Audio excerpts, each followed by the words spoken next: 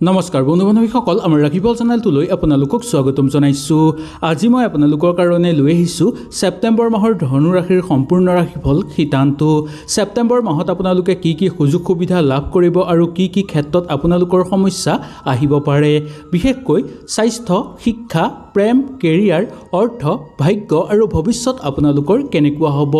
এই মাহত আপোনালোকে কি কি কামৰ পৰা দূৰত থাকিব লাগিব আৰু কি কি কাম আপোনালোকে সুন্দৰভাৱে কৰিব পাৰিব, এই সকলোবোৰ কথা এই ভিডিঅ'টোৰ যোগেদি আলোচনা কৰিম। যদি ভিডিঅ'টো ভাল লাগে লাইক এটা কৰি আমাৰ মনোবল বঢ়াব আৰু আপোনালোকৰ বন্ধুবৰ্গৰ লগত শ্বেয়াৰ কৰি তেওঁলোককো উপকৃত কৰিব। যদি আপোনালোকৰ ৰাশিটোৰ বিষয়ে আপোনালোকে জানিব বিচাৰে তেনেহ'লে নিশ্চয় মোক তলত কমেণ্ট কৰি জনাব। ইয়াৰ পিছৰ ভিডিঅ'টোতে মই আপোনালোকৰ কাৰণে লৈ আহিবলৈ চেষ্টা কৰিম। আহক তেনেহ'লে আমি বেছি দেৰি নকৰি আৰম্ভ কৰোঁ। ধনুৰাশি জাতক জাতিকাসকলৰ কাৰণে এই ছেপ্টেম্বৰ মাহটো মধ্যম হিচাপে পাৰ হ'ব। আৰ্থিক ক্ষেত্ৰত আপোনালোকে অৰ্থ কিছু পৰিমাণে জমা কৰিব পৰা দেখিবলৈ পোৱা যাব। ইয়াৰ ফলত আপোনালোকে কিছু ক্ষেত্ৰত সুখ অনুভৱ কৰাও দেখিবলৈ পোৱা যাব। কৰ্মক্ষেত্ৰত আপোনালোকে সফলতা লাভ কৰিব পাৰিব, কিন্তু অকণমান আপোনালোকে কষ্ট কৰাটো দৰকাৰ। কেতিয়াবা কৰ্মত অৱহেলা কৰাৰ কাৰণে আপোনালোকৰ হাতৰ পৰা যাতে সুযোগ হেৰাই নাযায় তাৰ প্ৰতি আপোনালোকে বিশেষকৈ লক্ষ্য ৰাখিব লাগিব। গ্ৰহ নক্ষত্ৰৰ বিশেষ পৰিৱৰ্তনৰ ফলত আপোনালোকৰ ঘৰত অৰ্থৰ আগমন হ'ব যদিও সম্পূৰ্ণভাৱে যে সেই অৰ্থ জমা হ'ব তাক লৈ কোনো নিশ্চিত হ'ব পৰা নাযায়। যিকোনো কাম কৰাৰ ক্ষেত্ৰত আপোনালোকে ভবা গুণা কৰাটো অত্যন্ত দৰকাৰ বা গুৰুস্থানীয় ব্যক্তিৰ পৰা পৰামৰ্শ ল'ব, নাইবা ঘৰৰ মানুহৰ লগত আপোনালোকে ভালদৰে আলোচনা কৰিব, তাৰপিছতহে সেই কামত আপোনালোকে আগভাগ লোৱাটো উচিত। উৎপাত কৰি আপোনালোকে এই মাহত একো কামেই কৰাটো উচিত নহয়। সামাজিক ক্ষেত্ৰত কথা কওঁতে অলপ সতৰ্কতা অৱলম্বন কৰাটো উচিত, কাৰণ সামাজিক ক্ষেত্ৰত কথা কওঁতে কেতিয়াবা আপোনালোকৰ মান সন্মান লাঘৱ হোৱাৰো সম্ভাৱনা দেখিবলৈ পোৱা যাব পাৰে। সেইকাৰণে সামাজিক মাধ্যমত কথা কোৱাৰ ক্ষেত্ৰত কিছু সতৰ্কতা আপোনালোকে নিশ্চয় অৱলম্বন কৰিব। এই মাহটোত আপোনালোকৰ কিছু সিদ্ধান্ত ল'লে সেই সিদ্ধান্তত উপকৃত লাভ হোৱাৰ যোগ দেখিবলৈ পোৱা যাব পাৰে, কাৰণ সেই সিদ্ধান্তই আপোনালোকক কিছু ক্ষেত্ৰত আগুৱাই লৈ যোৱাৰ যোগ নমাই আনিব। সামাজিক ক্ষেত্ৰত আপোনালোকে খ্যাতি লাভ কৰিবলৈ এনেই সক্ষম হোৱা দেখিবলৈ পোৱা যাব। পইচা বেলেগক ধাৰলৈ দিয়াৰ ক্ষেত্ৰত কিছু সংযম হ'ব লাগিব আপোনালোক। সময় যাতে এই মাহত আপোনালোকৰ একেবাৰে অপব্যয় নহয় তাৰ প্ৰতি লক্ষ্য ৰাখিব। নিজৰ মতে আপোনালোকে চলিবলৈ চেষ্টা নকৰিব, বৰঞ্চ আপোনালোকৰ নিজকে গ্ৰহ দিবলৈ আপোনালোকে যিমান পাৰে চেষ্টা কৰিবলৈ চেষ্টা কৰিব, আৰু লগতে পৰিয়ালৰ নজৰ ৰাখিবলৈ আপোনালোকে চেষ্টা কৰিব। শৰীৰৰ প্ৰতি অকণমান লক্ষ্য ৰাখিব লাগিব। শৰীৰৰ প্ৰতি চকু ৰাখিলে আপোনালোকৰ স্বাস্থ্যৰ অৱনতি নঘটিব। বিশেষকৈ খোৱা বোৱাৰ ক্ষেত্ৰত অলপ সতৰ্কতা অৱলম্বন কৰক। বাহিৰত পোৱা বস্তু আপোনালোকে বিশেষকৈ এই মাহত নোখোৱাটোৱেই মংগল বুলি ক'ব পৰা যায়। এনেই ঘৰুৱা পৰিৱেশৰ স্বাস্থ্য অনুকূল দেখিবলৈ পোৱা যাব। সন্তানৰ স্বাস্থ্য আগতকৈ উন্নত হৈ পৰিব। পিতৃ মাতৃৰ স্বাস্থ্যও আগতকৈ আপোনালোকৰ উন্নতি হৈ পৰা দেখিবলৈ পোৱা যাব। গ্ৰহ নক্ষত্ৰৰ পৰিৱৰ্তনৰ ফলতো আপোনালোকৰ ঘৰলৈ নতুন নতুন সুযোগ সুবিধা লাভ হ'ব। কৰ্মপ্ৰাপ্তিৰ যোগ দেখিবলৈ পোৱা যাব আৰু ৰাজহুৱা কামৰ বাবে আপোনালোকৰ মান সন্মান বৃদ্ধিৰ যোগ নামি অহা দেখিবলৈ পোৱা যাব।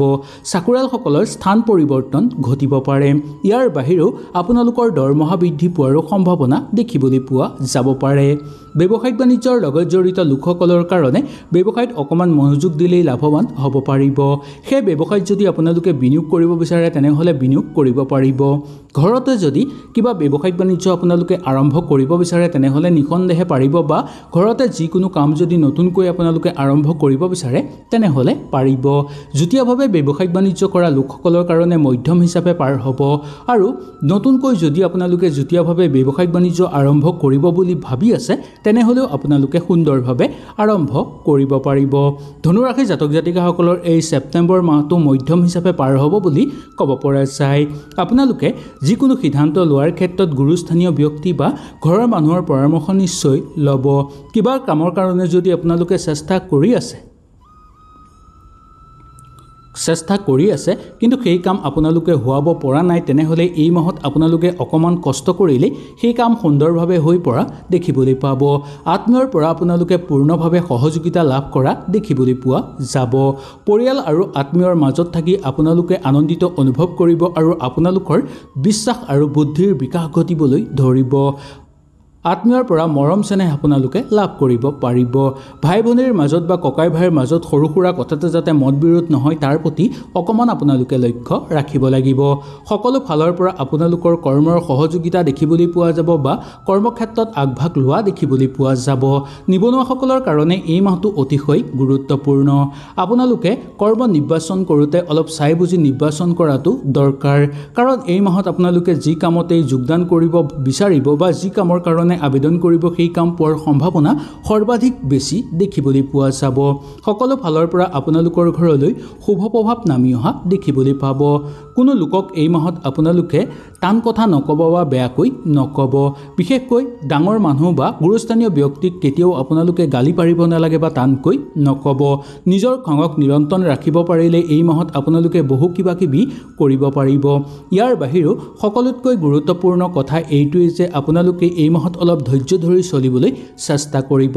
বিয়া বাৰুৰ কথা আলোচনা কৰি যদি আপোনালোকে চাব বিচাৰে তেনেহ'লে নিঃসন্দেহে চাব পাৰিব। মনৰ দৃঢ়তাৰ ভাৱটো জাগ্ৰত হ'বলৈ ধৰিব আৰু আপোনালোকে মনত ভাবি থকা যিকোনো কাম সম্পূৰ্ণ কৰিব বিচাৰিলে সুন্দৰভাৱে সম্পূৰ্ণ কৰিব পাৰিব। ৰৈ থকা কাম আপোনালোকৰ হৈ পৰিব। ঘৰত যদি মূল্যৱান সা সম্পত্তি ক্ৰয় কৰিব বিচাৰে তেনেহ'লে সুন্দৰভাৱে পাৰিব। ঘৰত যদি যান বাহনো আপোনালোকে ক্ৰয় কৰিব বিচাৰে তেনেহ'লেও পাৰিব।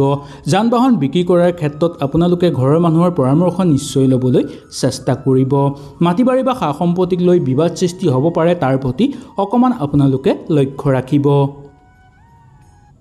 প্ৰশাসনিক বিষয়াসকলৰ পদোন্নতিৰ যোগ দেখিবলৈ পোৱা যাব। কোনো অচিনাকি ব্যক্তিৰ পৰা যাতে আপোনালোকৰ কোনো ধৰণৰ ক্ষতি নহয় তাৰ প্ৰতি লক্ষ্য ৰাখি আগৰ পৰাই সতৰ্কতা অৱলম্বন কৰি চলিবলৈ চেষ্টা কৰিব। গাৰ বিষ বেদনাই কিছু কষ্ট দিব পাৰে, সেইকাৰণে স্বাস্থ্যৰ প্ৰতিও আপোনালোকে অকণমান লক্ষ্য ৰখাটো উচিত। বিদ্যাৰ্থীসকলৰ কাৰণে মনোযোগ দি দিলেও বা মনোযোগ দিবলগীয়া হ'ব পাৰে বা আপোনালোকৰ বিদ্যাত অগ্ৰগতিয়ে দেখিবলৈ পোৱা যাব এই মাহত। ৰাজনৈতিক ক্ষেত্ৰত অলপ মধ্যম দেখিবলৈ পোৱা যায়। বিশেষকৈ ৰাজনৈতিক ক্ষেত্ৰত কথা বতৰা কওঁতে অলপ সংযম হৈ কথা বতৰা ক'বলৈ আপোনালোকে চেষ্টা কৰিব। কাৰ্যকৰী পৰিকল্পনা সিদ্ধি সম্পূৰ্ণভাৱে নহ'লেও প্ৰায় সংখ্যক কাৰ্যকৰী পৰিকল্পনা আপোনালোকৰ সিদ্ধি হৈ পৰিব। শিক্ষাগুৰুসকলে নিজৰ স্বাস্থ্যৰ প্ৰতি অকণমান লক্ষ্য ৰাখিব। ওচৰ চুবুৰীয়াৰ লগত থাকোঁতে আপোনালোকৰ দ্ৰব্য লাভ হ'ব। ভ্ৰমণ কৰিব বিচাৰিলে আপোনালোকে ভ্ৰমণ কৰিব পাৰিব আৰু দূৰ ভ্ৰমণৰ ফলত মন আনন্দিত হৈ পৰিব আপোনালোকৰ। প্ৰেমৰ ক্ষেত্ৰত মধ্যম দেখিবলৈ পোৱা যাব পাৰে। খেল ধেমালি কৰা লোকসকলৰ কাৰণে শুভ হিচাপে পাৰ হ'ব। ধৰ্মীয় অনুষ্ঠানত যোগদান কৰি আনন্দিত অনুভৱ কৰাৰ উপৰিও সংগ-সুখ আপোনালোকে লাভ কৰিব পাৰিব।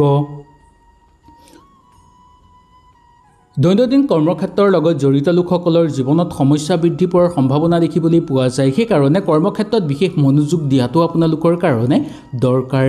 দাম্পত্যৰ ক্ষেত্ৰত সুখ শান্তিৰ মাজেৰে মাহটো অতিবাহিত কৰিব পাৰিব বা পাৰ কৰিব পাৰিব। নাটকৰ লগত জড়িত বা ঠিকাঠুকলি কৰা লোকৰ লগত জড়িত লোকসকলে অৰ্থ সংকটত ভোগাৰ সম্ভাৱনা বিশেষকৈ দেখিবলৈ পোৱা যাব পাৰে। ঘৰত প্ৰচুৰ পৰিমাণে অৰ্থৰ উপাৰ্জন হ'ব, কিন্তু সম্পূৰ্ণ ধন যে আপোনালোকে জমা কৰিব পাৰিব তাত কিছু আপোনালোকৰ সন্দেহ দেখিবলৈ পোৱা যায়। হয়তো এই ভিডিঅ'টোৰ যোগেদি আপোনালোকে সুন্দৰভাৱে বুজি পালে। কিবা অসুবিধা পালে নিশ্চয় মোক তলত কমেণ্ট কৰি জনাব। তেনেহ'লে আজিলৈ আপোনালোকৰ ওচৰৰ পৰা বিদায় লৈছোঁ। নমস্কাৰ।